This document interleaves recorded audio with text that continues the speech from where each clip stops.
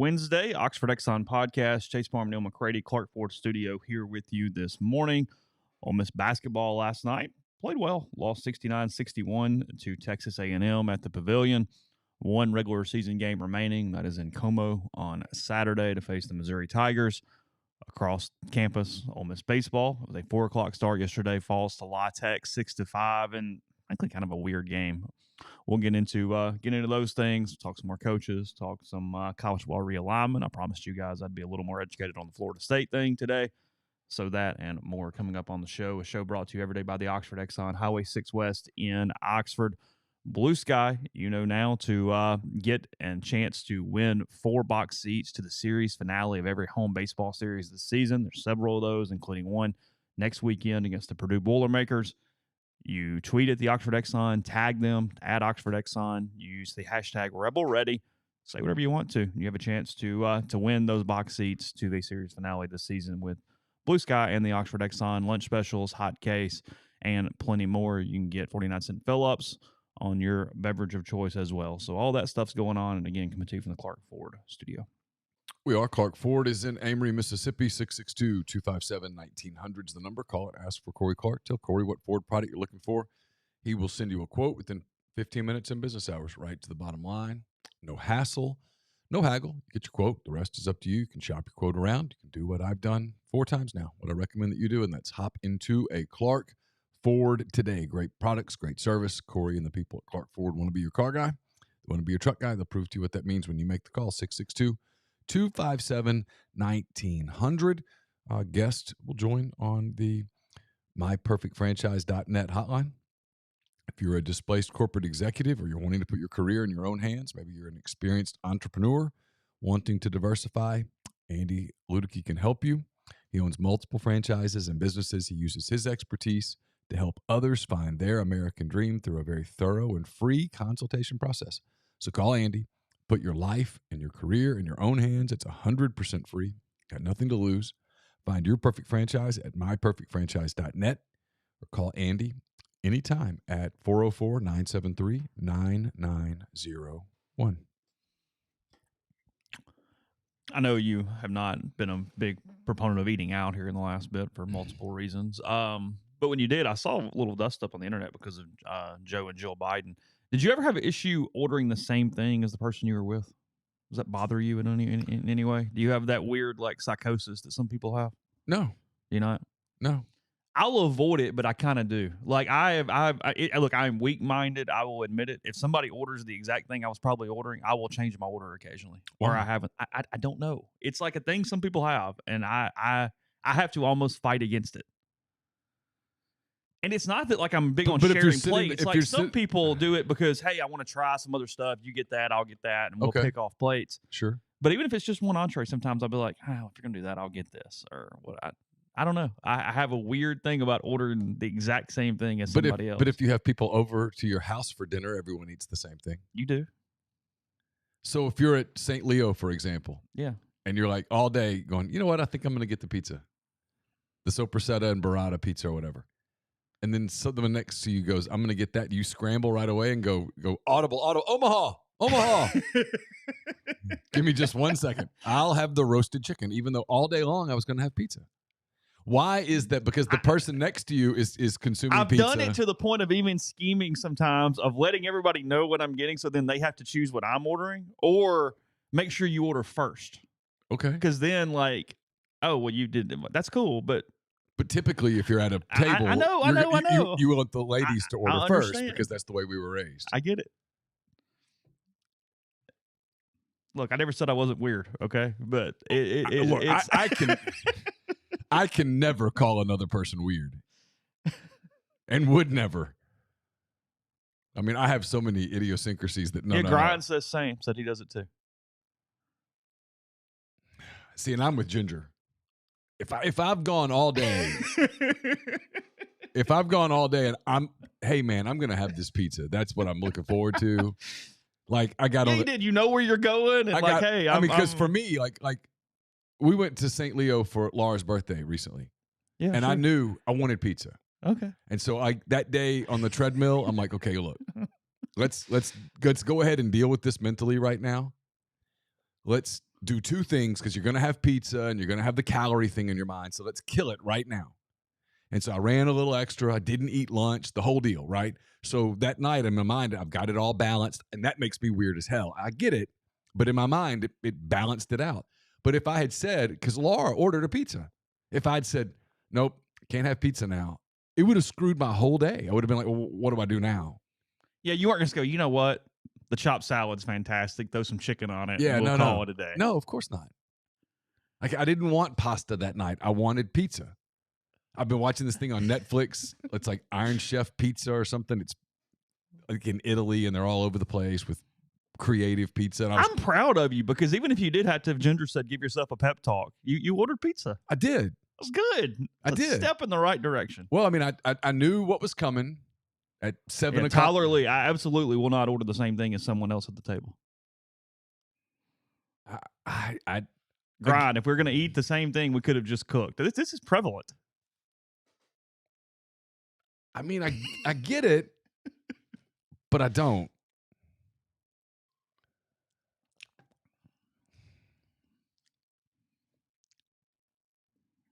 So if you go to okay.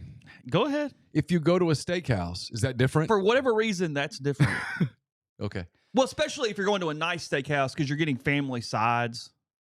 Okay. So, like, yeah, you want the filet, I want the filet. I mean, like strip filet, whatever. Okay. Cool. All right, you go to a place in New Orleans. You like New Orleans a lot. Yeah. You've had all day long, you were going to do the char-grilled oysters. And the person next to you orders that.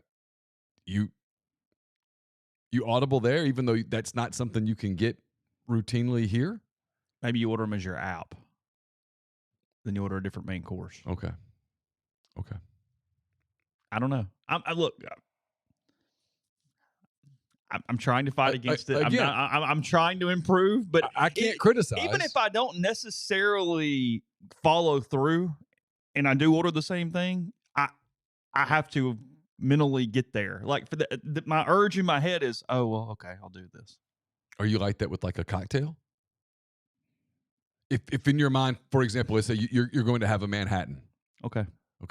Yeah. You're like, all day, okay, well, I'm going to start this dinner tonight. I'm going to have a Manhattan. I love the Manhattan. I'm just using a Manhattan as pulled it out of thin air. If the person next to you says, I'll have a Manhattan, do you go, oh, that's it. I got to have an old fashioned now?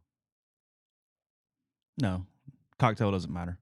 So it's, and here's the thing, and this is where I get really screwed up because regular size Ben has a good question. A lot of Fridays, I have the same lunch with the same person or people, and we all order the special. So that's different for whatever reason because it's like, okay, I know I'm going for this purpose for the special. Again, yeah, there's a lot there. There's a lot there.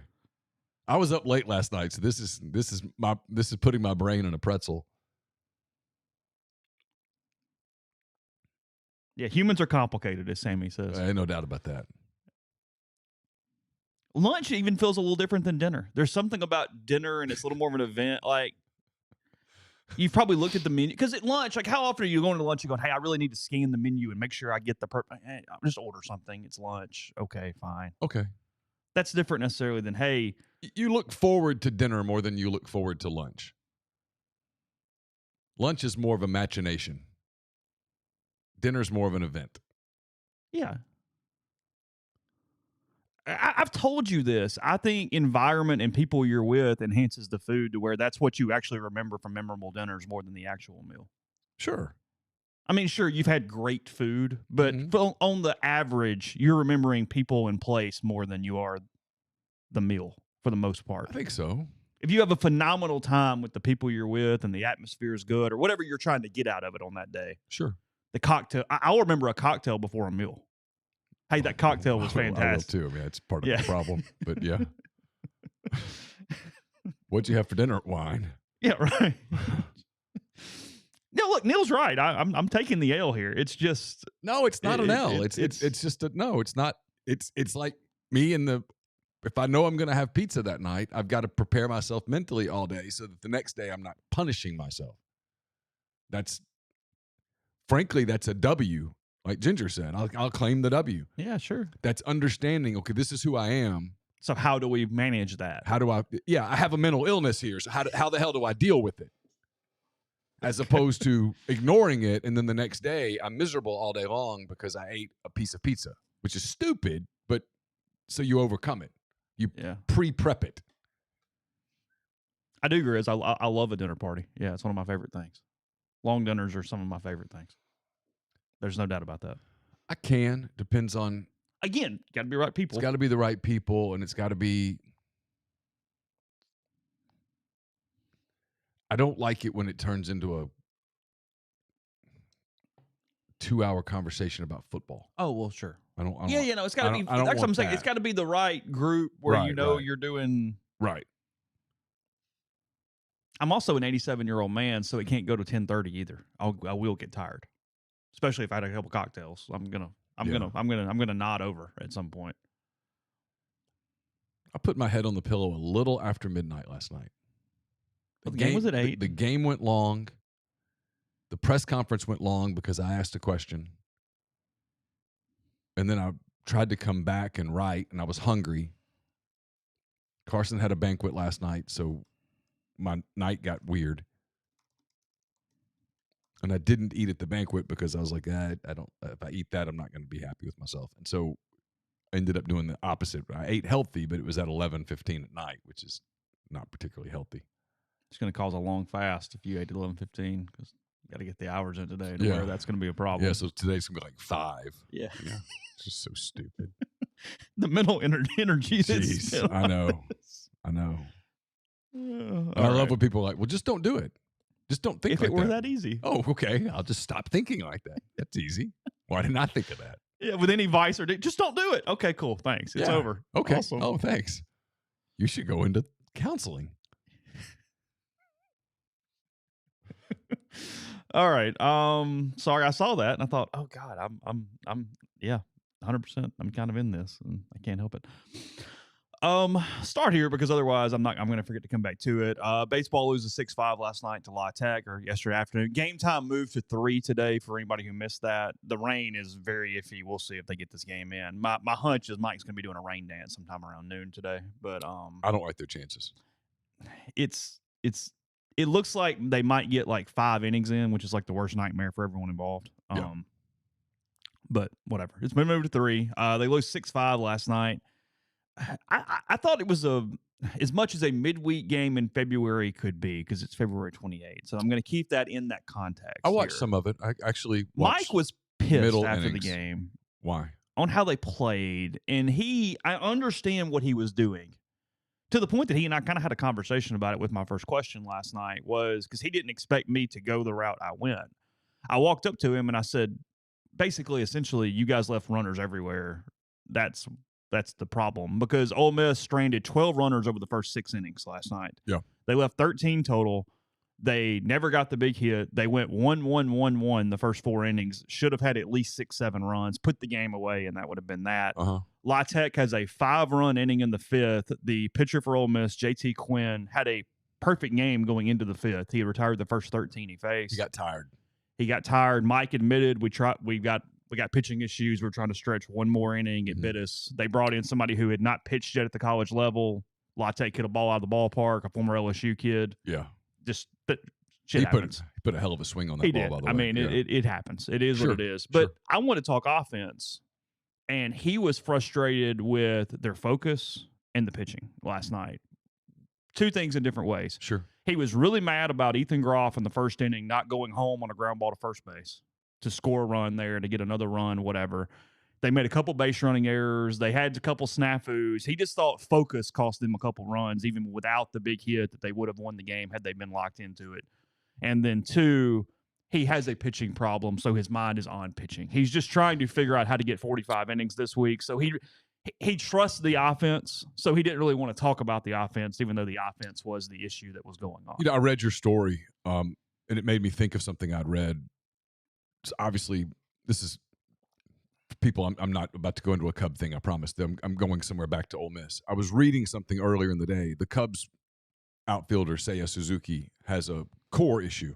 Okay. And he's going to almost certainly miss opening day. And he might miss the first month of the season. And there was a story that was written about. So here's how that works, right? This team that doesn't have a lot of depth suddenly has is having to use the depth in the starting lineup, which means that you're bringing up other people to be the depth. And it's not that it's not like, okay, Suzuki's out, here's this gaping wound. It's not like that. It's like Suzuki's out, here's where all these other things start to bubble up. And I read your story about Ole Miss, and that's what it is. It's not that yesterday not having Hunter Elliott and Mallets and Maddox, it's not like that's what cost you the Louisiana Tech game. No, not really. But not having those guys impacted his thinking in the fifth inning. Because he's trying to win 3 games this weekend. Because he's trying to get to the weekend. He knows he's got 8 games in 10 days or whatever it is. And he's got all these innings that he has to consume somehow, some way. And not having those guys available means that obviously the guys at the bottom are now higher up. And there are new guys at the bottom, and it impacts you over time. It's not like in football where Justin Herbert goes down for the Chargers, and it's like, okay, well, they're screwed. It's a slower drip, drip, drip kind of thing. And so it magnifies, and this is where he has to be careful, it magnifies the, oh, God, we have to get that run in. We have to. Yes. And, okay, so now I got to press. Well, that happened last year. Their pitching was bad, and by God, the offense just had to score constantly. The offense got tight. And then late in the season, when the pitching got good and the offense relaxed, all of a sudden they were a rolling ball of butcher knives offensively at the plate. So you have to be really careful with the mental part of, hey, our pitching's not what we thought it was going to be because of injuries. So now we've got to score 20 runs a game, which is hard to do. And before you know it, you're kind of pressing a little bit. Well, I mean, you saw that. The best example of that is you hope Anthony Calarco doesn't go there. He goes 3 for 5 last night, has a really good day. And when I walked up to him, I said something. He goes, I really left guys out there on that 3rd and 5th at bat. It's like, dude, it's baseball. Like, you can't get there in your head where we've talked about this. You went 3 for 5. Good day. Baseball is a game where the failure is absolutely inevitable. You will fail in baseball. Yeah. And it was just. And so you can't let the failure build. Well, no, because, I mean, he goes to Mason Nichols late in that game yesterday, and I kind of had a little bit of mind pretzel in my head and went, I get it's only a 1-run game, but would I have burned an inning of Mason Nichols right there? I mean, you got 45 of them to get. You're down. I don't know. I don't know that I'd have done that. Like, that's what you're talking about. Like, you can't even go to certain relievers because you go, I can't do that right now. I can't waste them in this game with this situation as is. They're throwing a ton of freshmen, a ton of new guys that are trying to figure it out. La Tech's a good baseball team. I mean, it was and they're dialed in because they're playing the defending national champions. Yeah. Again, last night, it's their loud, Super Bowl. running around. It's your Super Bowl, sure. And it was like, okay. So you got to find a way to answer that energy week after week, day after day, and that's hard. That's what Alabama football does so well. Oh. Every week. You're getting this. It's the part of Nick Saban that he doesn't get the credit for. Yeah, and I mean, Ole Miss mentioned that a couple of the players last night said, yeah, they're over there kind of running around and yelling. It's we're a sleepy Tuesday, and it's like, oh, not to them. This was a Tuesday they had circled on the calendar. There were people from Ruston who came up and made the trip. Yeah, I saw their on social media and stuff. Really? Yeah, they're coming up. It's hey, we're gonna play the national champs. Yeah. And a lot of the dudes that are pitching right now aren't national champs. No. They're just wearing the uniform. They were at prom last year. Yeah. And so it's complicated, and it's early.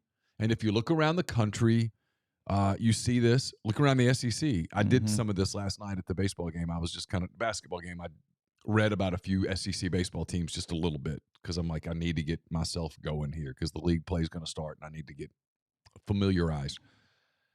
And there's a bunch of schools in the league that are dealing with this a little bit. Got to kind of have some older players who are off to bad starts. Have some pitching issues. There's multiple schools that have lost aces, and this depth thing is creeping up. And they're like, we got to figure this out, and we got to get this freshman pitching. And just Ole Miss isn't alone, is my point. No. The game yesterday, the game itself, it will not matter at all. Whatever.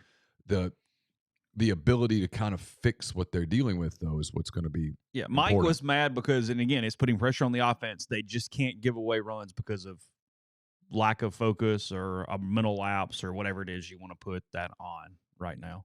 And they're throwing another freshman today. I mean, Jordan Vera has not thrown but like an inning all season. He gets to start today. I'm assuming it's some Johnny Holstaff, and Mike knows he's just throwing everybody to not use anybody up. Yeah. Frankly, again, rain wouldn't be the worst thing for the Rebels right now to get to the weekend and see how that goes. Play Pine Bluff down the road instead of Tech. Yeah, just deal with it. Mhm. Yeah, because I mean, look, RPI is not going to be a problem with that SEC schedule and playing Maryland 5 times or whatever the hell it is. I mean, it's going to be all right. It's again, the 30 games that are really going to be judged haven't started yet. Yeah, the Colt had a weird deal too with Schlossnagle. He got on his own guys a little yesterday. We'll get to that at the end if I have time or tomorrow, either way. But anyway, let's turn to basketball. After the only team in the league that's really off to like some super hot, oh my God, start Alabama, right? They've been good, yeah. Yeah. And LSU's only lost once. Yeah. Iowa beat them the other day. LSU's They good. dominated Texas last night defensively and on the mound. They won 3-0. LSU's good.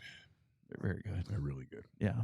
Calvin Harris had one hell of a weekend and was clearly the third best player in the league over the week because of Dylan Cruz and Jack, whatever his name is at Florida. That's basically Shohei Ohtani right now because he's doing it on the mound and at the plate. He had 6 home runs on a weekend. He had 6 home runs and then started one of the games too on the mound. They went, okay, that's feels like he's having a good season. The underrated thing is right now with Ole Miss's pitching is Nick Pogue, that Florida transfer, kind of belling on the Rebels and signing a minor league free agent deal after the draft. He would have been a weekend starter and been a huge cog right now. And that's, looking back, that's one of the things that has hit them. Anyway, we'll turn to basketball. Some interesting stuff, frankly, after the game last night. So we'll talk about that in a minute. First, tell you about G&M Pharmacy, 662-236-2222. They deliver locally in the Oxford area, and they offer MedSync. For your prescriptions the same day each month and take care of you. One trip to the pharmacy, one delivery, and you have everything you need when you need it with G&M. They also will transfer your medications. One call, they take care of the rest. So whether it be Tyson Drugs in Holly Springs or G&M here in Oxford, that's 662-236-2222. Walk On Sports Bistro puts everything they've got into bringing you game day with the taste of Louisiana. Dig into their mouth-watering, made-from-scratch Louisiana cuisine. Po' boys, gumbo, voodoo shrimp, plus fan favorites like juicy burgers, fresh salads, 70-plus TVs, 40-plus ice-cold beers on tap. You can also order online at walkons.com or on their convenient Walk-Ons app. The College Corner is your one-stop Rebel shop. 2 locations in the Jackson area in Ridgeland. It's next to Fleet Feet in Flowood. It's next to Half Shell. If you don't live in Jackson, just go to collegecornerstore.com. Plus, you can find them on Facebook and Instagram, the largest selection of Rebel gear in Central Mississippi.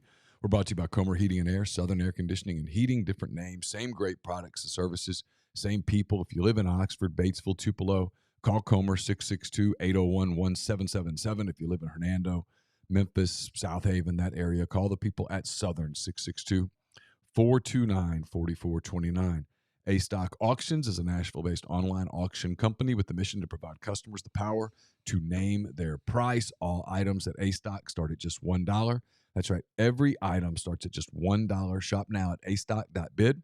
Download their app. Name your price on thousands of items from big-name retailers. A-Stock Auctions has multiple locations around Nashville that offer local pickups, so don't miss out. If you want it, bid it, win it. And we're brought to you by Solutions RX. It's a probiotic, multivitamin, and supplement company created by Ole Miss Pharmacy alum Chris Cornelison. It's pharmaceutical grade, manufactured right here inside the U.S. under the highest standards, based out of Mississippi. So if you take diabetes medication, high blood pressure medication, cholesterol medications, you know that they can typically cause some side effects, energy loss, brain fog, that kind of thing. It's due to a depletion of minerals and vitamins in the body. But Chris formulated a product called Prescription Support, puts those vitamins back into your body, helps with those side effects, makes you more compliant with your meds, keeps you healthier over the long term. It's solutionsrx.com, promo code OEP at checkout. Get 10% off your first order. Podcast also brought to you by the Ole Miss Athletics Foundation. With baseball back in action, you can show your support for their efforts on the field this season by signing up for the Pledge Per Win and Pledge Per Home Run campaigns. Donations are charged every Monday.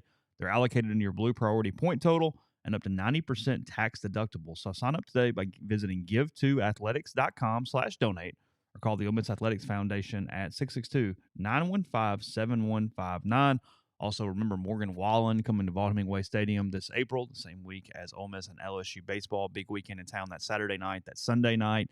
Tickets available at great prices for both nights. It's cheap as $79, I believe, if I have that correct. So morganwallen.com for either one of those nights. Tickets at Vaught Hemingway Stadium. So let's see. Last night, Ole Miss falls to Texas A&M 69-61. The final, the Rebels really hot early. Kind of actually withstood some A&M runs there multiple times and got it down to 4 with 2 minutes to go. Brakefield misses what was a dunk. Missed an open three, Yeah. and then they got a stop, and then he missed a dunk. They got 3 or 4 stops in a row there to just keep giving them chances. Two shot clock stops. I mean, there were several opportunities to really win a basketball game. Yeah. It's what you and I were talking about a minute ago. It says a lot in all directions. They're just not good enough because they've played incredibly hard. The stat sheet's not bad. They have repaired or been better at some of their inefficiencies that they had just straight from how they played over the course of the early season. They're not even necessarily unentertaining. They're fine. Yeah. They just don't win because they're not good enough. They don't have enough good players. They got a superstar effort from their superstar last night. Matt Morrell was excellent. He was 8 of 11 from 3. Yeah, 8 of 11. Went for 26 points, I think. That is correct. 9 of 15 from the field last night. Had a really efficient game. 36 minutes. And even when he's on the court, they're -2 on a differential. Yeah. Really nobody else registered. James White had 9, if I recall. That is correct. He got hurt there at the end. Okay. I couldn't tell. Okay. 7 for Burns, 7 for Allen. Deshaun Ruffin was back on the bench. I meant to ask about it, but I didn't. Win Case did hey, we're just getting ready for the tournament. You never know at the tournament. You get hot. You get to the NCAA tournament. It's like, I guess you got to say that. Yeah, but, it's just like that. You just kind of, you're mentally what happens, I think, when coaches say stuff like that is the stuff you intended to sort of ask about, you just sort of check out. Like, you're not going to the tournament. Stop. But I get it. He's trying to give him any reason to show up tomorrow. Yeah. Show up. Hey, let's go to Missouri. Let's play well. Let's go into Nashville with some momentum. And, hey, crazy things. Show them the Dennis Felton video and see what happens. Well, I covered that tournament. That was crazy. I still can't believe it. But, yeah, they play hard. The story afterwards this is what's interesting. Ended up being Buzz Williams came in. We got Win Case came in and he talked for a few minutes and it was fine. And then I guess we were waiting on a player. I almost went home last night because I was sitting there in the second half and I thought, why am I here? I'm not writing about this game, right? This game is inconsequential. I was kind of working on a column and the column was kind of done. And I asked myself, why are you here? And I thought, Buzz might come talk. Buzz Williams, the Texas A&M coach. Full disclosure, I'm a big Buzz Williams fan. He's usually a pretty good interview. He'll go in depth on answers. He's one of those guys that if you ask an intelligent question, even if you stumble through it like I sort of did, you will get a really good answer, a thoughtful answer, a frank answer.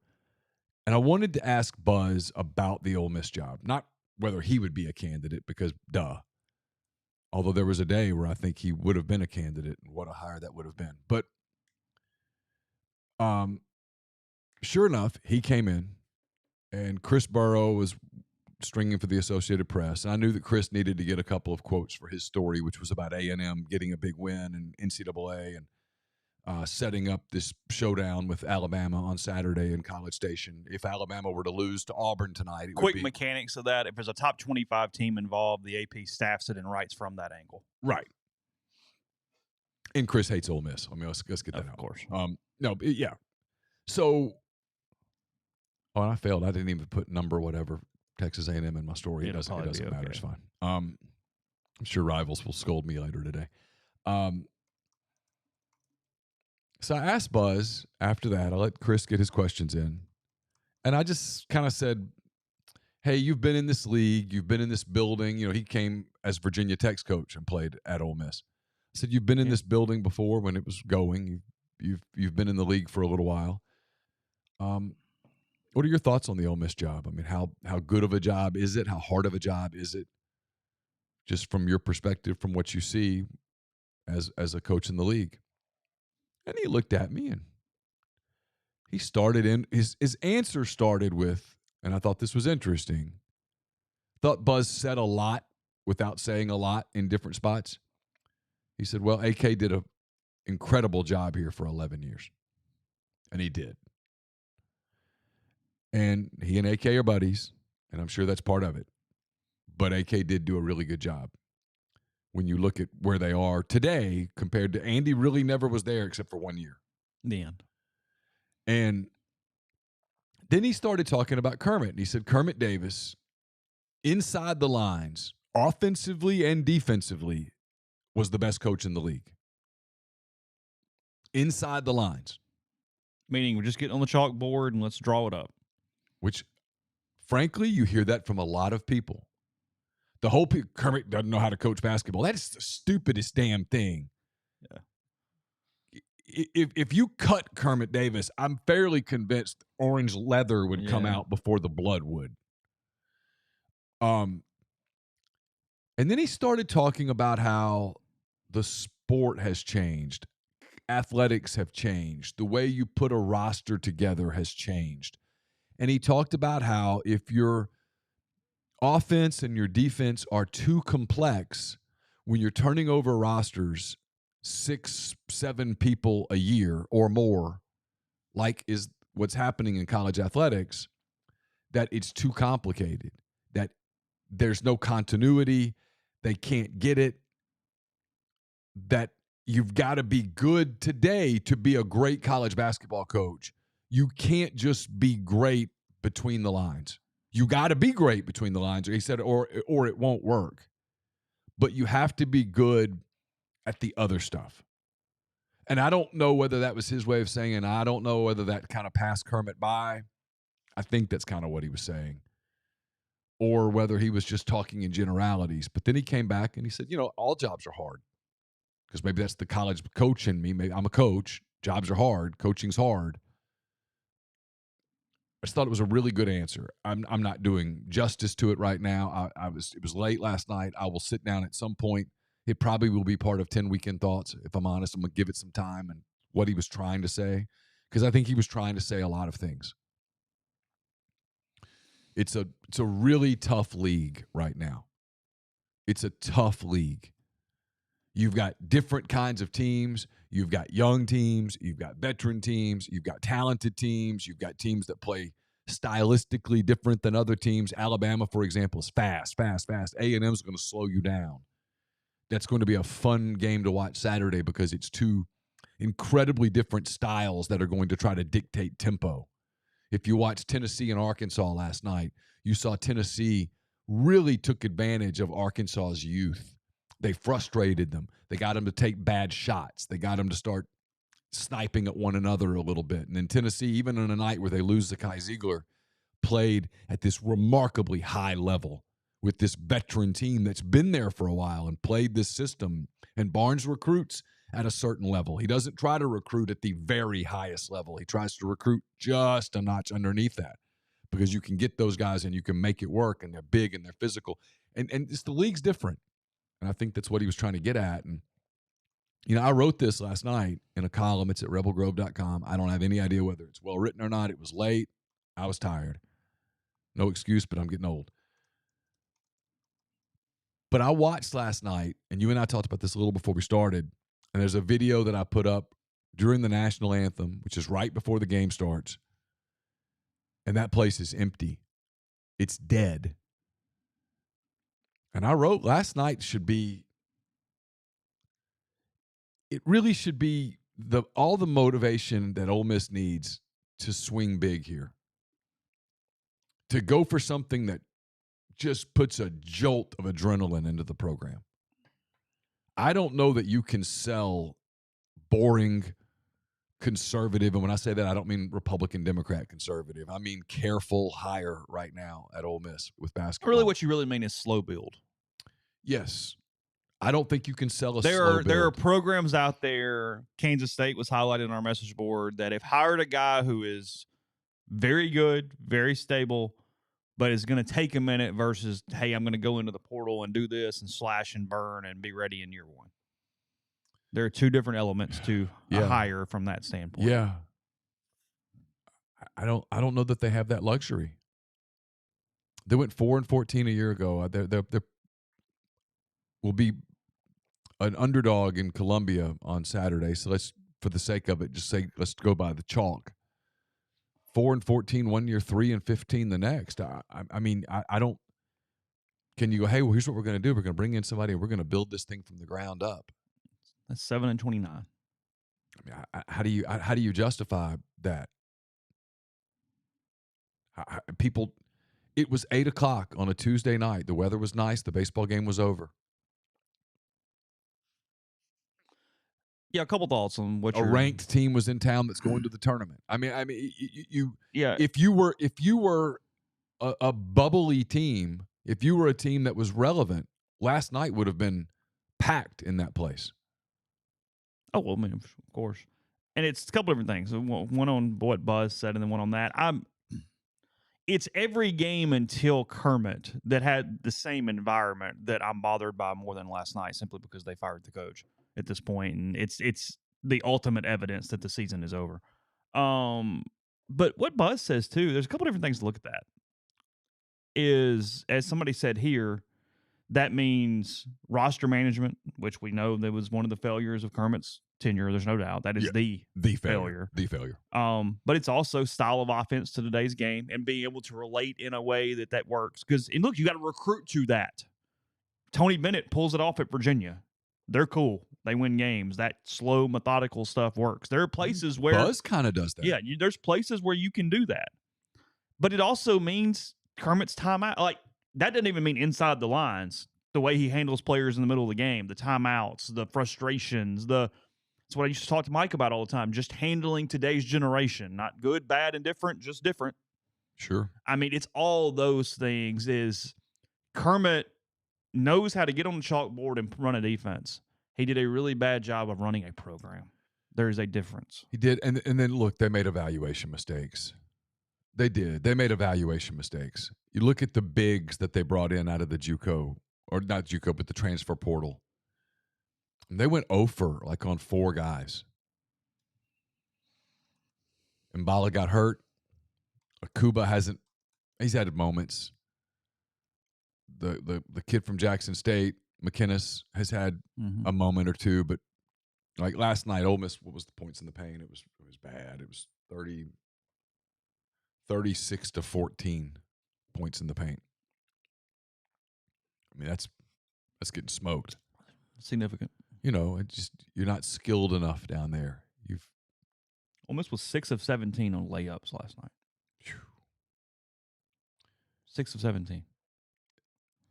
I just think it's you can do it differently at Middle Tennessee than you can do it in the SEC. I think we saw Texas A&M had 32 layup opportunities last night. 32. A&M, even when Ole Miss jumped on them, they never panicked. They just kind of chilled, finished out the first half. They led by 6 at the half. And Ole Miss made that run, and you thought, oh, this is weird. And the crowd got into it for a minute. Matt Morrell hit a couple of big shots. But even then, they really buckled down on defense, got a big stop, got a score, settled it down. They played with this level of poise. I watched their bench kind of all night, poised. Everything's calm. They knew they were going to have to create their own energy. They just lost in Starkville. They knew that this was an important game for them to win. It was going to be difficult to get super geeked up for it. And Ole Miss is playing better. They've played pretty well lately. Ole Miss is better than the record shows right now. And Williams knew that. And I think he had his team. They were prepared for the game and all that stuff. But again, I mean, like, we're down to single-digit days on this season. It's going to end as early as a week from tonight in Nashville. I kind of think it ends a week from tomorrow, but whatever. When it ends, like, I'm fascinated to kind of see what happens. We all hear the same names, and I don't know about you. I have this nagging feeling that I'm really missing something. Someone, or simply a style that is going to be someone in it. Yeah. Either way. I'm always nervous when I use certain names when I'm talking to people, but I don't really necessarily mean that name. I just mean that type of candidate. I'm always nervous when I'm covering a coaching search in general, but I'm always nervous when it's the same 2 or 3 names and that's the only names, because there's this nagging. That's never the only name. There's this nagging thing in the back of my mind that, nope, there's someone else that they're focused on. And I have nothing to support Especially that. on really quiet searches, because you're going to go, they don't really care what's out there on those people. Okay. Like, you know what I mean? Like, that's not where the focus is. So now, I do have a working theory on Beard, and I mentioned this on the message board yesterday. Chris Beard would be somewhat of a polarizing hire. Mm-hmm. Okay. If you're Ole Miss and you know you're not hiring Chris Beard, you know that that's not something we're doing. Not going to happen. Period. Wouldn't you want to leak that, to get that out, to kill it, to kill this narrative, to kill the debate? Hey, you guys can quit debating about whether we're doing this or not, because we're not. Yeah, figure out how. But well, there's plenty of friendly media that you could leak that to. Give it a week to let it. I mean, you could leak it. Truth is, you could leak it to a couple of national guys, and boom, kill it. Oh yeah, Jeff Goodman go, hey, with everything going around him, Chris Beard just not, as of today, not hireable. Okay. Yeah. Source close to Ole Miss says whatever. Yeah, sure. Boom, done. Everybody has a conniption fit about it. And then a day later, it's okay. Well, who is it? Yeah. They haven't done that, which tells me, and I could be completely wrong, but my working theory is, no, we're really vetting this. Yeah. And that's the rumor. The rumor, I say rumor, it's not really rumor. I think it's fact that they're really vetting it. But really vetting it doesn't mean you're really doing it. It just means you're really doing your diligence on it. Yeah. Making sure of what you can know, you do know. Well, because look, even though they might never answer the question, okay, let's say that they hire someone not named Chris Beard. They hire mid-major Joe. Pat Kelsey, for the sake of the conversation. At some point, even though you don't answer it, you're going to get asked, hey, how far down the road did you go with Chris Beard? Well, we're not going to talk about, did you dig into Chris Beard? We're not going to talk, well, I'm going to ask you about it because I got to. Because I need to establish that, hey, this got asked. Because if your guy doesn't work out and School X does hire him and it does work out, well, that's part of the story. Whether it should or shouldn't be, we can debate that till we're blue in the face, but it is. Mm-hmm. You chose not to hire a guy that, from a coaching standpoint, program building standpoint, recruiting standpoint, fits right in with the Rick Barneses and the Buzz Williamses and the John Calipari's of the college basketball world. Yeah, in a way that Dusty May or Casey Alexander doesn't today. Yeah, sure. They might one day, but they don't today. He was a top 3 coach in the Big 12, which was a pretty dang good basketball conference. Yeah, he was top 3 and arguably top 2, depending on your view of Scott Drew. Right. I mean, he's not Bill Self, but who is? Sure. Yeah, right, of course. Podcast brought to you in part by Johnson Hill Creamery, johnsonhillcreamery.com. They're headed back to the Delta for the Charcuterie 101 classes. It's going to be at the Travelers Hotel. That's on 3rd Street in Clarksdale. That's Tuesday, March 21st, 6 to 8 o'clock. You can sign up now. Snacks, refreshments included. Remember, you get to take home what you come up with your designs there with the charcuterie. So for more information and to purchase tickets, visit johnsonhillcreamery.com, where they make all their cheese locally and in-house every single day at 662-419-9201, or go to their Instagram page, Johnson Hill Creamery. It's the BOGO winter sale still going on with Dead Soxy. Right now, when you buy 2 sock bundles, you get the second bundle 50% off, or you get a free pair of socks with any single pair you purchase. To get the deal, put any 2 bundles or any 2 pairs of socks in your cart and apply the code Rebel Grove. If you've got bundles in there, it'll take 50% off the least expensive bundle. If you've got 2 pairs of socks in your cart, it will make the least expensive pair free. So head over to deadsoxy.com, stock up on this incredible winter sale, and as always, stay soxy. We are also brought to you by Game Changer Patches, the only 2-patch system available in the market to stop hangovers before they start. The warm-up patch used before or while you drink. Overtime patch used after you've been drinking to recover while you sleep. The all-natural ingredients will keep you in the game, ready for your next play. Go to GameChangerPatch.com. Promo code RebelGrove20 at checkout for 20% off your purchase. Also brought to you by Automation and Control Systems, LLC. It's a full-service AutoCAD services provider, a full-service fiber optic cabling solution provider. If you're in need of custom HMI and SCADA solutions or large horsepower VFD specialist, ACS has you covered.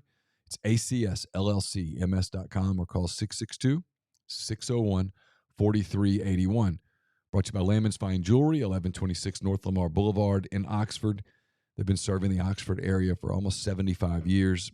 Whatever you're looking for, from engagement rings to children's jewelry, collectibles, and everything in between, Layman's is the gold standard in fine jewelry. Visit them at laymansfinejewelry.com or call them at 662-234-2777. Brought to you by Pinnacle, based in Jackson, Mississippi. They have clients in more than 20 states, advisors in multiple states. They provide detailed, specialized investment management, financial planning, retirement planning for individuals and businesses, and much, much more. It's mypinwealth.com, MYPINN wealth.com. And we're brought to you by John Edwards, Regency Travel Incorporated in Memphis. If you're looking to make a special trip, one that creates a lifetime of unique memories, get in touch with John. Give him some parameters. Give him a budget. Let him give you options. You don't have to live in or near Memphis to take advantage of his services. Just simply give him a call, 901-494-3387, or email him at jedwards@regencytravel.net. And first-time clients can save $50 off their first booked trip just by telling John you heard about Regency Travel on the podcast. Podcast is brought to you by Prime Shrimp, primeshrimp.com. They have 7 different flavors available for you that deliver directly to your door. And then fewer than 10 minutes from freezer to plate. Let them take care of dinner tonight. Everything with the New Orleans-style barbecue, their newest offering to the signature, the full meals in a bag, the garlic herb butter, and the French Quarter Alfredo. They got a spicy option. They have the simple option that you get to season yourself for kids or people with more discerning palates. There with Prime Shrimp. Also, check out their 2-pound bags of individually frozen shrimp, like what's at the grocery store. It's a higher quality shrimp from the New Orleans-based company. So use code RG. Code RG, 5 packs or more, you get 25% off that purchase with code RG at primeshrimp.com. Yeah. Real quick thing. Yeah, sure. Because I've heard this from a handful of people. If you're not hiring Chris Beard because of what happened that night in Austin, I got it. Cool. I understand.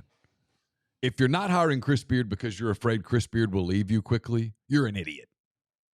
And you're not qualified to be searching for coaches. You don't, well, they might leave us. They might not. I remember everybody said Lane Kiffin's going to leave in 2 years. He's still here. Now, he almost left, but he didn't. And now you're paying him $9 million a year. I don't really, where's he going to go? I mean, the Venn diagram is getting smaller by the year. I mean, we're getting ready to talk about realignment and stuff. The SEC is powerful. There are only a finite number of jobs in the SEC. Like, there's an actual number. It's not unlimited. So who knows? If you hire whoever you hire, you don't not hire them because, well, someone's going to try to take them away. Okay. That's insanity to me. That's like more insane than I'm not going to order something because the person next to me just ordered it. I almost get that more than I get this. You're not going to hire someone who's eminently qualified for the job. You think they're going to win, you think they're going to win so much that they're going to leave you. Like Chris Beard, if Chris Beard gets the Ole Miss job, for Chris Beard to leave the Ole Miss job for a better job, he's got to do 2 things. Got to stay out of trouble, and he's got to win. Both of those. Okay. Wouldn't you rather win for 2 years and then hire somebody else than have 2 more 4-14s? I mean, I would. When you have a little better spot at the table then, too. Hey, programs higher up the pecking order. Yes, let's say Lane Kiffin left today. Lane Kiffin picks up today and leaves to go to Saskatchewan because he has a wild hair. What did Lane Kiffin leave you with? Hey, you can win there. You can win at Ole Miss. You can win at Ole Miss. Hugh Freeze won whatever. Lane Kiffin won 10 games. You can win at Ole Miss. So when you go out recruiting the next guy, whoever that is, you can say, if he looks at you and goes, well, can you win there? Yeah, you can win there. Is it harder than Alabama? Of course. Is it harder than Georgia? Of course. But can you win there? Yes. So if Chris Beard in a hypothetical world came to Ole Miss and Ole Miss went 15-3 in the league and went to the Sweet 16 and he got hired to go to Blue Blood U, yeah, you go to the next guy and you go, you can win at Ole Miss. He just did it. Right now, that's the problem, is you have people going, well, can you win there? Mm-hmm. Can you win there? The highest you got, Kermit got an 8 seed. Andy got an 11 seed. Can you win there? I mean, Andy got in the play-in. Can you win there? Hire somebody who can stop that question. It would have been the play-in the other year, but they couldn't because you can't put a conference champion in the play-in. So hire somebody who can kill that narrative where the next guy goes, yeah, you can win there. It's hard. You got to be really good. You got to be really efficient. But guess what, Chase? You got to be really efficient and good at Auburn. Yeah. You think Texas A&M's a great basketball job? Does anyone go, hey, I tell you what, man, Texas A&M basketball, woo. No. South Carolina went to the Final Four. Yes. Bruce Pearl took Auburn to the Final Four. And Auburn's a good basketball job, but nobody's going to go, Auburn's such a great basketball job that they went a decade without going to the tournament, because they did. Alabama's a great basketball job. I beg to differ. Yeah, no. It's good. It's fine. People have won there. Mark Godfrey was fine. Wimp Sanderson had a good run there. Yeah. You can win at Alabama, sure. But nobody's putting Alabama in the category with Kansas and Kentucky here. No. So the whole, well, certain jobs or whatever, it's ridiculous. Around the league last night, Tennessee popped Arkansas at Thompson Bowling, 75-57. Tennessee 11-6 in the SEC, 22-8 overall. Arkansas now 8-9 in the SEC. That's fine. Have they addressed Zakai Ziegler? I have not seen anything. It looked ACL. Did it really? Looked bad, yeah. Florida wins in Athens in a game that had no relevance whatsoever, 77-67 at Stegman last night.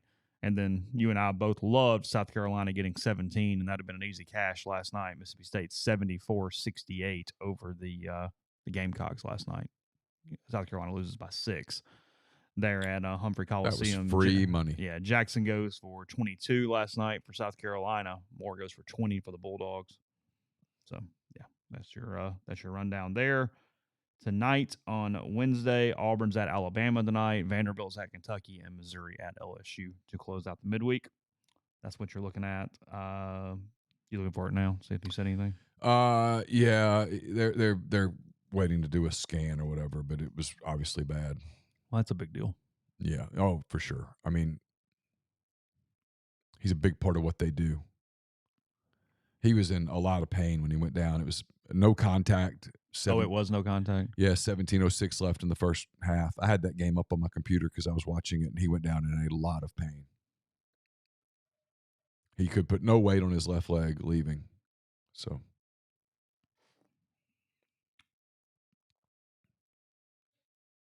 Yeah. I had the Florida State thing up, and I was trying to find it again. So give me a second. Essentially, we talked about it a lot yesterday, and I don't know that I'm necessarily have a ton extra. I read through all the stuff, but we said Florida State, he goes to their board of regents or board of trustees meeting, the athletics director, president's there, everybody, and basically just lays down the gauntlet and says, we're at least $30 million behind. We're probably more than that. We're better than a lot of these schlubs we're in this conference with. So what do we do about it? That was essentially the sentence or two that he said in about 45 minutes worth of conversation. What happened, basically? You can, if you search SI for Florida State's SI site, you can watch the entire meeting if you would like to actually see him do this in person. But what basically happened, Chase, was the hypothetical hand raise guy that we've talked about for a year now. He entered the room. He ended up being the athletics director in a big meeting in front of everybody and said, here's my hand up. I'm going to talk for a minute. Y'all need to listen. He's wanting revenue sharing that is not going to happen. He's wanting out. Well, that's a good point, yes. Because he even admits, even in my model for revenue sharing, which no one's going to agree to, it's still not enough. I still can't get the numbers necessary at that point. He wants what everyone else wants, which is either to get into the Big Ten or to get into the SEC. And he wants to bring Clemson with him. And what's interesting is the Big 12 is sitting over there going, hey, out of curiosity, what would our deal look like if you came here? Because we might do some revenue sharing for you. We might give you a little sweeter gig up front. Yeah, hey, Mouse or Fox. Yeah. We got Clemson and Florida State. What do you think? Well, and that's where the mouse goes, all right, we have this ACC deal, but it's becoming a problem. What about if we put them in the SEC? And when Florida goes, man, this pisses me off. Do you like $80 million a year? You do? Okay, cool. I don't know where it's going, but it's going somewhere. The ACC is not. It's not going to make it to the end of the 2036 season or whatnot. It's just not. Any more than the Pac-12 is going to survive all this with streaming on Amazon or whatever. It's just not going to work. He did a bunch of numbers with Clemson involved, too. He said Clemson and Florida State make up 24% of the overall money that goes into the league, but they only get 14% back out. That's his argument. He goes in with Clemson for a lot of the stuff that he's talking about because those are the two teams that actually put a lot of TVs, because Florida State games last year had an average viewership of 70% more than the average ACC game. It's kind of where he was with that. They also don't have a grant of rights expiring until 2036. Yes. I'll touch Kyle's real quick, and then I want to get to Austin's, because Austin's is topical. Kyle asked, do you think Oates will be at Alabama in 3 years? Whatever. I don't know. Probably. He's kind of getting what he wants, and this Brandon Miller thing has hurt him a little bit. Yeah. Austin says, do you think the ACC survives in its current state by 2025? 2025. 2 years. We'll call it first week of football season 2025 just for... I don't. You think 2 years? I do. I think something is announced, but it's not actually done. Fair enough. By then. I just don't think that the Florida State athletic director, I don't know him.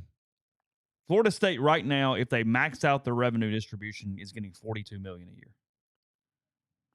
So what they do is they say, look at Florida, look at Georgia, look at Auburn. And it's not even today's numbers. They point out that the SEC and the Big Ten are around $80 million right now, but they know it's only going to go up. Their actual bigger problem is we have no flexibility even inside to go up, whereas it's 30 to 40 million today, but it's going to be like 50 in 3 years if we're not doing something.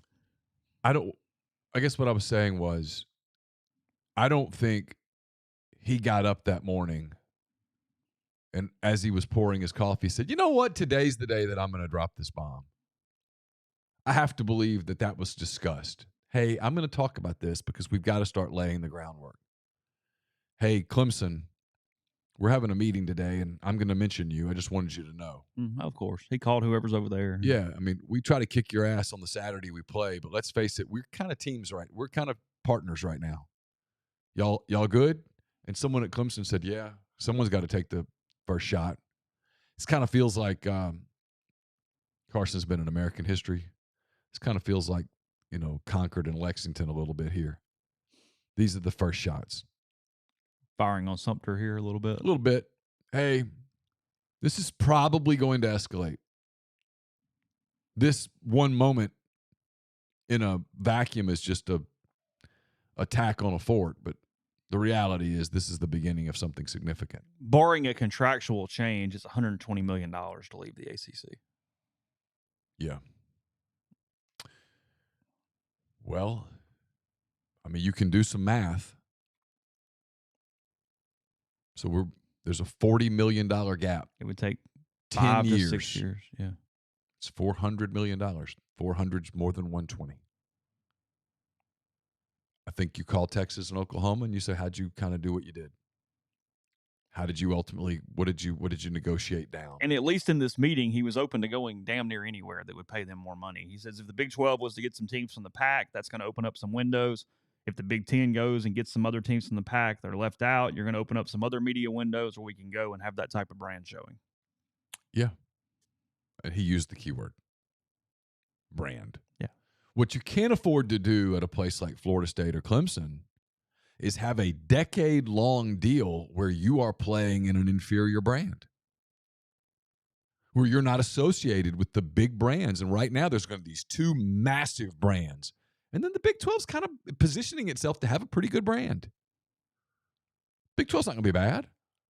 ACC's going to be on pace with like the American. Well, there are only so many consumer eyeballs that are out there. He closes the meeting with, at the end of the day, for Florida State to compete nationally, something has to change moving forward. And he sits down. Say that again. At the end of the day, for Florida State to compete nationally, something has to change. Yeah, that's a profound statement. Think about how guarded. We've covered Ross Bjork. We've covered Keith Carter, both nice people. But when they speak publicly, they're kind of guarded with their words. He knew cameras were rolling. Oh, yeah. He knew this was going. That was a profound statement. That was. Hey, heads up, guys. The British are coming. He's Paul Revere right now. We're flashing the lights at the church. We're getting ready to roll. Yeah, they're leaving. They're out. They're basically telling the rest of the ACC, y'all all know there's a path here. We're all facing the same things. Maybe we're not going to the same places, but we can all help each other one last time. Or we can hang on to this bullshit of, well, the whole world's riveted to our tournament in Greensboro first weekend of March. And that's their problem. And there was a time when the world stopped to watch the ACC basketball tournament. And it's still a cool tournament. I'd like to go. It's good. But TV people are like, that's just one. We this is about so much more. And from a competitive standpoint, you're going to go to this 12-team tournament in 1 year. We're going to have one more year of the old. And then we're going to this 12-team tournament where if you're the ACC and you're, for lack of a better word, our RPI is so down, you're only going to get one team in. Is there a chance? I'm going to go to break and I'll come back. Let you think about this for a second because we haven't talked about this at all. But, we mentioned Oregon State. We mentioned teams that are just kind of screwed right now and have nowhere to go. Do we have some national landscape deal where those teams get together and have their own conference? I mean, do you have a world where Oregon State and NC State are in the same conference? If they're smart. Because it's good enough. Frankly, when you put them all together, it's as good as the Big 12 for the most part. If they're smart. You go call like the 10 of you and go, hey, look, we're all kind of screwed here, but together we don't suck. We're okay. We're all right. What you have to decide at that point is, can you get a streaming platform that's good enough to put enough money in your pocket to where you can say, okay, And it can't be streaming. There's not money there. I know. It's just not. I mean, you see what Apple's doing with Pac-12. It just isn't there at all. So, podcast brought to you in part by NE Spark, Northeast Spark, service people across rural communities. 2 packages: the Ignite, the 100 Mbps, or the Blaze. That's the 1 gig that powers the Clark Ford studio. I've got it at home as well. Your hometown team bringing you world-class broadband. That's nespark.com. 662-238-3159. Phone service, parental controls, network security, and much more. So to get the best internet in Lafayette County, as well as parts of Union and Pontotoc counties. 662-238-3159.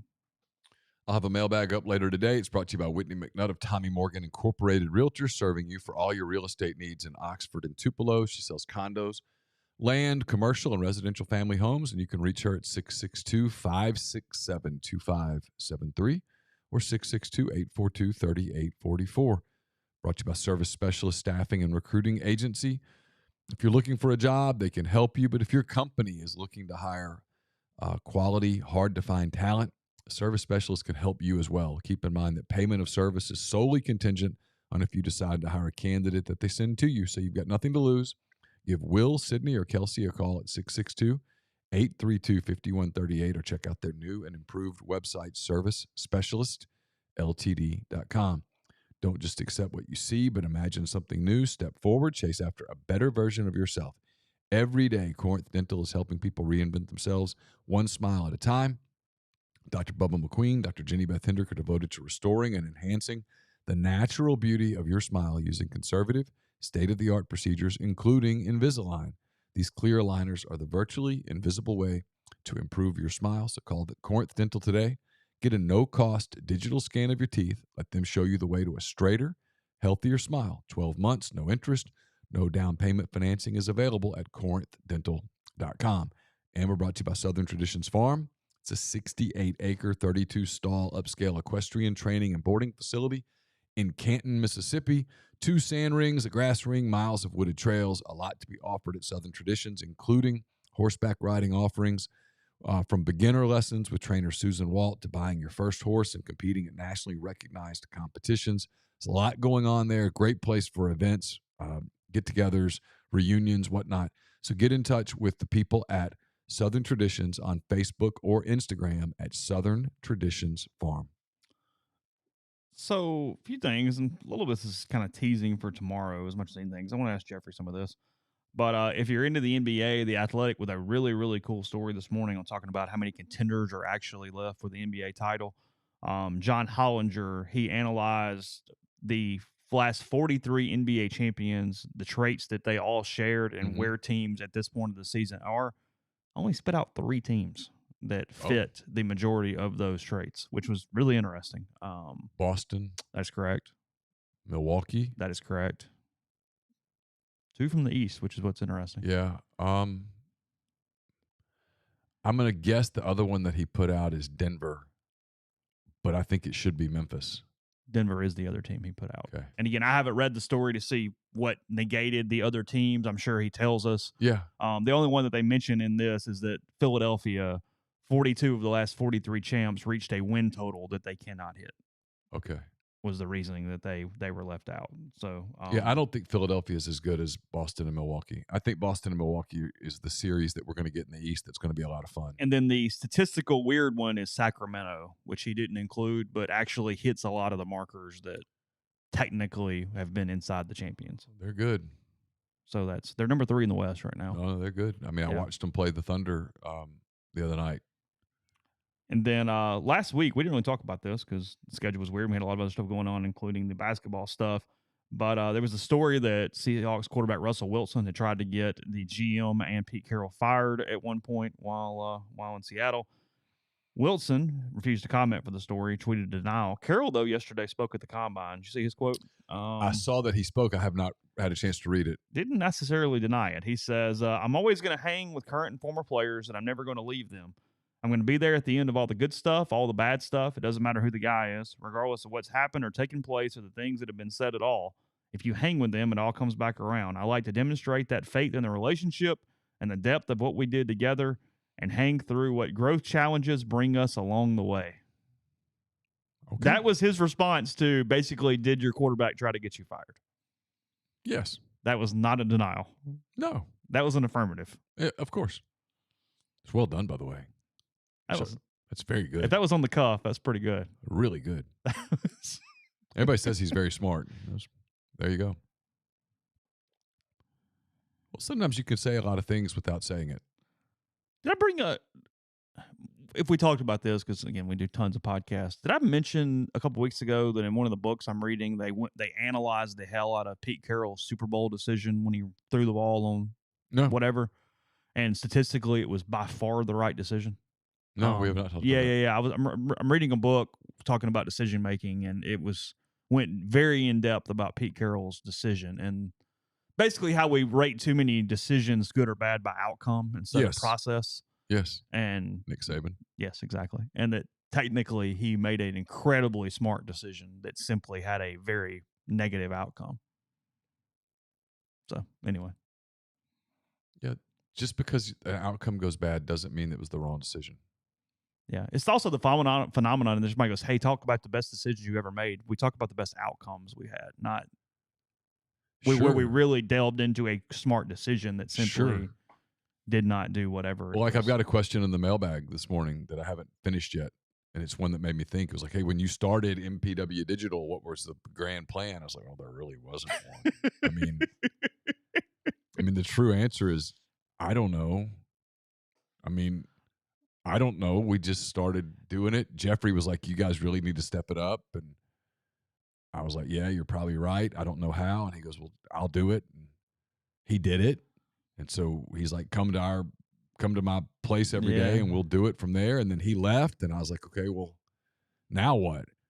And then the pandemic hit. And I thought, there might not be football season, and what are we going to do? And you start expanding and you try different things, and where's it going? Hell, I don't know. I mean, like the question was it's a long question. It was a good question. It was like, are you trying to make it where it's not just sports? And you're like, well, yeah, because there's more to life than sports. And the truth is, as I get older, I'm interested in things that aren't sports more than I normally would have been. And yet at the same time, that my audience is what it is, and I don't know that you can really grow it. Maybe you can. I don't really know how. There's a lot there. But yeah, decisions are not always made in some organized linear fashion. I mean, it started with a 20-minute show once a week on a really crappy production network thing over bad internet. Like, that's how it started. I mean, I missed radio. Yeah. That's what started it. I missed the radio. I never missed a newspaper day in my life. I thought I would, but I didn't. I missed the radio and never thought that I would. Mm-hmm. I'm as casual can be, but I've spent almost 20 years now kind of being a pseudo Chicago Blackhawks fan. Patrick Kane leaving was interesting yesterday. Like that's somebody you've been around for a while. Over 15 years in organization, talking about 3 Stanley Cups, some 100-point seasons, a lot of stuff there. Really just the face along with Jonathan Tays. And it was time for them to turn the page, though. Yeah. Yep. Well, they're bad. They're really, really bad. They need to get worse so that they can get better. He's got a little bit of juice left. He helps the Rangers. Mm-hmm. He wanted to go. Yeah, it was time. I mean, he's probably the best Chicago Blackhawk of all time, and that's probably so. And that's a list. So I don't know. Just I know tons of people aren't into hockey or whatever, but I paid attention to that story yesterday more than I kind of expected that I would, as it was playing out. Do the Rangers play in Chicago? I don't know. Let's find out. Curious to see what that response is like. It would be good. A Blackhawks game in Chicago is one of the coolest things I've ever been to. Oh, yeah. It was awesome. I mean, it was a lot of fun. The rest of their season, let's see, do they play the Blackhawks? Being as fast as possible, guys. April. The NHL season basically mirrors the NBA season. No trip to Chicago. Oh. So it's next year. Next year. Wherever he's at next year. Because I didn't look at the contract or the deal or anything that was going on at that point. But yeah, I don't know. It just kind of went, okay. Last thing, we'll move on with this probably tomorrow too. The pros are really struggling with this clock in baseball. I know. I watched. It's really frustrating them. I have watched. I mean, Drew Smiley yesterday frustrated. Like it's. Yeah, I was watching that game. The Cubs and Brewers were playing, and they did it to the Brewers too a couple of times. Like, and you can tell the umps are like, "We've been told we have to do this," and he comes out and he's like, "Tap tap," and it's going out. But I will say this: it's going quickly. I was in here yesterday afternoon, and I can't remember what the hell I was even working on. Oh, I was working on my mailbag a little bit. I was kind of doing some stuff. And I looked up, and the Cubs-Brewers were in the 7th inning. That game, hour and 20 minutes in, was like in the 7th inning. They're flying. Honestly, I think it's too fast. I know I'm in the minority. I don't think you're allowing baseball to breathe the way it needs to breathe. I think I agree with you. I think it's so hyper that it needs to be a little. I understand quickening it, but I kind of wonder, like you and I've talked about this before, and I realize baseball, we're doing this because of TV. But like I love, for example, like I can go to Wrigley by myself and sit wherever and get a beer, and I'll go buy a bag of peanuts, and there's something just kind of chill about it, right? I don't think about, hey, it's been 3 hours. I need to get out of here. No. I'm just kind of chill. It's relaxing to me. And I look up now and you're like, do you even have time to relax? You don't even have time to like grab the peanut and split it. I mean, you're the pitch, get the ball back, pitch. I don't really think that's what it's supposed to be. No, it's too fast. Because everybody goes, hey, back in the 70s or whatever, Well, okay, those games were faster. They also had fewer time between innings. Like, there's lots of other reasons why Yeah. games were fast back then. It was less marketing. Like, it just wasn't the same in-stadium experience in a lot of ways. And then people threw more strikes and all that kind of stuff. You had fewer power arms and strikeouts and all that, whatever. But I mean, it wasn't. Hey, it was the speed of the. Well, they didn't have the pitch. analytics. They were a lot of pitch to contact. Yeah, It was different. Yeah, we're moving the baseball and we're doing all that stuff. But I mean, look, in college baseball, yesterday that was a really slow played baseball game between Ole Miss and La Tech yesterday. As far as just sort of what was going on, some walks, some weird innings, runners everywhere. Yeah. 2 hours 55 minutes. Is that right? 2:55 yesterday with a bottom of the ninth. That thing was 2:45 with Ole Miss winning. I the game. watched the middle innings. I couldn't watch the beginning, and I couldn't watch the end because Carson's banquet was starting. But I watched. Yeah, now that you say that, I watched for about an hour, and I saw 3 innings. I saw a good 3 and maybe 4 innings. Yeah, it has changed me when I'm writing ahead. I used to start writing if Ole Miss was going to lose in like the bottom of the 8th, and I started writing in the 7th last night. Yeah, because it just goes faster. And I said, okay, if I'm going to use a lead that it might end up being my 4th paragraph, but I don't have to throw it away. Nobody gives a shit, but I don't have to throw it away completely, and I can kind of whatever. But yeah, I was already sort of moving in that direction. That's the part about people are like, the part of our jobs that they don't understand is we watch games in a totally different way. Like I was watching that basketball game last night, and I'm like, what am I doing? You're not writing about this. What are you going to write about? I mean, that's the conversation I'm having with myself. And I had the Tennessee game on my computer, and I'm like, you're going to need to turn that off. That's a distraction. You've got to you got to start writing something. And so I started writing about the stuff. I don't know. Yeah. Well, because like it's even, hey, we're trying to get out of there too. Because like somebody behind me and like almost was coming at the bottom of the ninth, and they looked down and said, Chase, 0 or 2, right? And I'm like, yes, 0 or 2, not 1 run, 0 or 2. Yes. Win it right here, lose it right here, and let's get out of here. Yeah. Yeah. Kemp can hit a home run. That's great. 2 runs. We'll do that story, but let's go. Yeah. Literally, as Brakefield was taking that 3, I'm like, oh God, they're going to cut it to 1. And this thing's going to go to overtime. We don't need overtime. Let's go. Yeah. So anyway, a lot of stuff, Jeffrey, tomorrow. We'll talk to him. RebelGrove.com. In the meantime, anything coaching search-wise, we'll get that to you there. And then as of right now, pending weather, Ole Miss and Louisiana Tech, 3 o'clock today. Again, Jordan Vera on the mound for the Rebels, the freshman making his first career start. So for Neal, I'm Chase. We'll talk to you again tomorrow.